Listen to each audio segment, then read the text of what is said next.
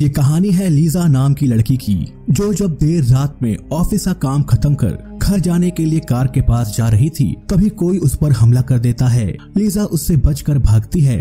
उस हमलावर ने अपना मुंह कपड़े से ढक रखा है। लीजा मदद के लिए चिल्लाती है, लेकिन दूर दूर तक उसकी मदद करने वाला कोई भी नहीं है। वो हमलावर लीजा को पकड़ लेता है और उसे मारने के लिए धारदार हथियार निकालता है। जैसे ही वो उसे मारने वाला होता है, तभी कहानी 2 हफ्ते पहले जाती है, जहाँ पर हम लीजा को अपने दोस्तों के साथ रॉक क्लाइंबिंग करते हुए देखते हैं। लीजा को ऊंचाई से डर लगता है, इसलिए जब वो नीचे देखती है तो चक्कर खाकर नीचे गिरने लगती है। लेकिन तभी एक औरत उसे बचा लेती है। लीजा उसे उसकी जान बचाने के लिए शुक्रिया अदा करती है। शाम को लीजा की बेस्ट फ्रेंड उसे एक क्लब में लेकर जाती है, जहां पर उसकी फैमिली ने उसके लिए एक सरप्राइज पार्टी रखी है, जहां पर उसके दोस्त भी आए हैं। असल में लीजा का आज बर्थडे है और वे सब लीजा का बर्थडे सेलिब्रेट करने आए हैं, क्योंकि अपने एक्स बॉयफ्रेंड बॉबी से ब्रेकअप के बाद वो काफी अकेले रहने लगी है। इसलिए उसके दोस्त उसे किसी लड़के के साथ डेट करने को कहते हैं। वे चाहते हैं कि अब लीजा भी शादी करके अपना घर बसा ले, क्योंकि अब उसकी उम्र काफी हो चुकी है। लीजा की माँ जब इस सिलसिले पर जोर देती है तो लीजा उन्हें बताती है कि उसने हाल ही में डेटिंग वेबसाइट पर अपनी आईडी बनाई है और अब वो भी अकेले रहना नहीं चाहती। ये जानकर उसकी माँ काफी खुश हो जाती हैं। रात को लीजा डेटिंग वेबसाइट पर अपने लिए बेस्ट पार्टनर ढूंढ रही होती है। तभी उसे एक लड़का पसंद आता है, जिसके साथ वो पिक क्लिक करती है। लीजा की माँ उसे कॉल करती है और इन दोनों की बातों से पता चलता है कि अगले 2 हफ्तों बाद लीजा के डैड को गुजरे हुए 1 साल हो जाएंगे। असल में 1 साल पहले किसी ने अपनी कार से लीजा के डैड का कत्ल कर दिया था, लेकिन पुलिस को उस कार चलाने वाले व्यक्ति का कोई भी सुराग नहीं मिला और उनका कातिल आज भी बाहर आजाद घूम रहा है। इस चीज से लीजा और उसकी माँ दोनों बहुत परेशान हैं और वे उन्हें बहुत मिस करती हैं। अगले दिन ऑफिस में लीजा फोटोशॉप करके उस डेटिंग साइट वाले लड़के के साथ खुद की फोटो जोड़ देती है, जिसको कि वो अपनी माँ को भेजने वाली है, ताकि उसकी माँ को लगे कि वो उसे डेट कर रही है, जिसकी वजह से उसकी माँ उसकी चिंता करना कम कर दे। लीजा अपने बाकी दोस्तों को भी उसकी फोटो दिखाती है, लेकिन उसकी एक दोस्त बैथनी उसके कंप्यूटर को हैक करके उसकी आईडी में फोटोशॉप वाली फोटो लगा देती है और उसका स्टेटस सिंगल से अपडेट कर रिलेशनशिप कर देती है। लीजा को इस बात का पता नहीं होता। असल में बैथनी लीजा से जलती है, क्योंकि लीजा उसके बॉयफ्रेंड बॉबी की एक्स गर्लफ्रेंड है और उसे लगता है कि लीजा बॉबी को उससे छीनना चाहती है। कुछ देर बाद लीजा का दोस्त और उसका बॉस एथनी आता है और लीजा को उसके नए रिलेशनशिप के लिए बधाई देता है। लीजा कहती है कि उसकी लाइफ में कोई लड़का नहीं है। तभी एथनी बताता है कि उसने खुद ही थोड़ी देर पहले अपनी प्रोफाइल अपडेट की है। लीजा भी इससे काफी हैरान है, क्योंकि उसने इसे अपडेट नहीं किया है। उसे लगता है कि शायद ये उसकी माँ ने किया होगा। उधर जिस लड़के की फोटो होती है, उसके पास डेटिंग वेबसाइट से कांग्रेचुलेशंस का मैसेज आता है। वो जब मैसेज देखता है तो लीजा की प्रोफाइल में अपनी फोटो देखकर काफी हैरान हो जाता है। इसका नाम माइकल है और ये बहुत बड़ा बिजनेसमैन है। वो लीजा से मिलने आता है, जिसे देखकर लीजा चौंक जाती है। माइकल लीजा से अपनी फोटो वाली बात पूछता है, जिस पर लीजा उसे सारा माजरा समझा देती है। माइकल को लीजा पसंद आती है, इसलिए वो उसे डेट पर चलने के लिए कहता है, जिस पर लीजा मान जाती है। शाम को लीजा और माइकल एक पब में डेट पर जाते हैं, जहाँ पर बॉबी उन दोनों को साथ में देखकर काफी जेलस फील करता है और खूब पीता है। जब माइकल वॉशरूम जा रहा था तो बॉबी उसे लीजा से दूर रहने की धमकी देता है।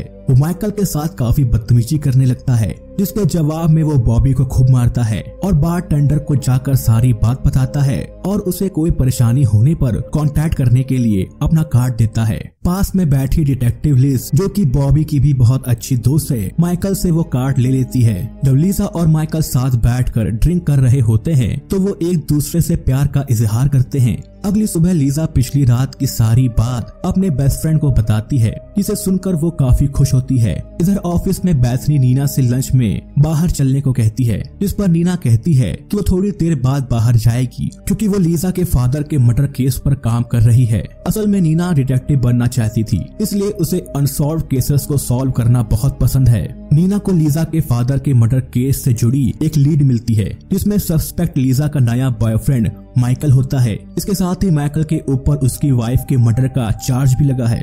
ये देखकर नीना काफी डर जाती है। रात को लीजा, नीना, माइकल और अपने बाकी दोस्तों के साथ पब में पार्टी कर रही थी। नीना लीजा से कहती है कि उसे पार्टी के बाद उससे बहुत ही सीरियस बात करनी है। बैथनी सबके लिए ड्रिंक लाती है, जिसको पीने के बाद लीजा काफी अजीब फील करती है। वो बहुत ही ज्यादा नशे में हो गई है।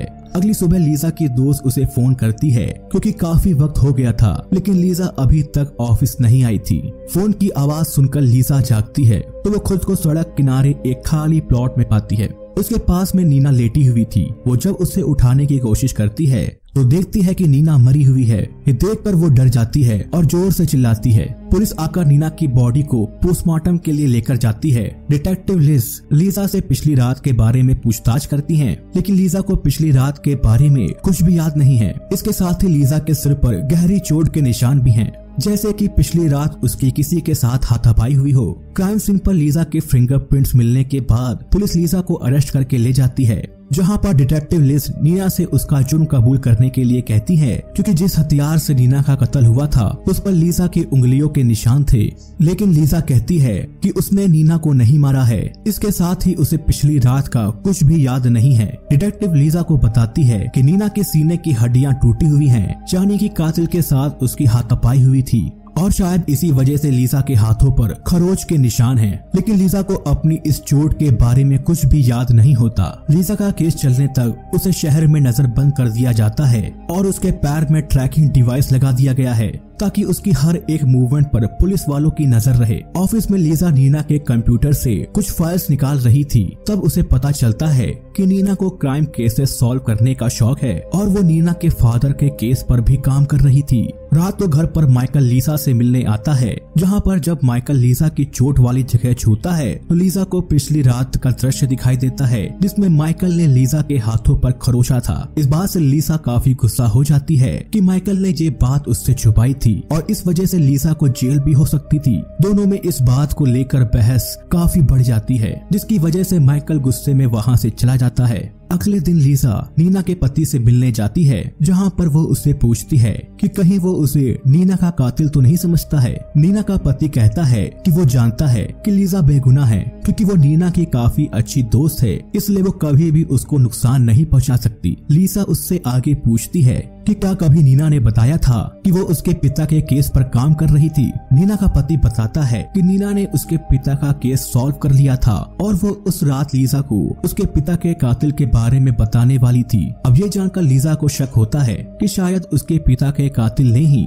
नीना को मारा होगा, ताकि लीजा उसके बारे में ना जान सके। इसलिए लीजा रात को अपनी दोस्त के साथ उस जगह जाती है जहाँ पर नीना का कत्ल हुआ था। लीजा को वहाँ पर कत्ल वाली रात का कुछ दृश्य दिखाई देता है, जिसमें वो देखती है कि कोई नीना को घसीटते हुए लेकर जा रहा है और नीना लीजा को उसे बचाने के लिए आवाज लगा रही है। तभी वहाँ पर लीजा के ट्रैकिंग डिवाइस का पीछा करते हुए डिटेक्टिव लिज आ जाती हैं, जो लीजा को बताती हैं कि हमें नीना की बॉडी से नाखून का एक टुकड़ा मिला है, जो कि लीजा का नहीं है, इसलिए लीजा निर्दोष है। लेकिन वो दोबारा उसे क्राइम साइट पर आने से मना करती है, जिसके बाद वो दोनों वहाँ से चली जाती हैं। लीजा अपने बॉस को फोन करके उसे ऑफिस आने को कहती है, ताकि वो नीना के कंप्यूटर से अपने पिता के मर्डर केस की सारी फाइल निकाल सके, जिस पर उसका बॉस मान जाता है। लीजा का बॉस जब ऑफिस पहुँचता है तो किसी ने लाइट काट दी थी, जो कि उसे बहुत ही अजीब लगता है। तभी मास्क पहना हुआ एक शख्स उसके सर पर वार करके उसे बेहोश कर देता है। साथ ही में वो वहाँ कोई कार्ड छोड़ देता है।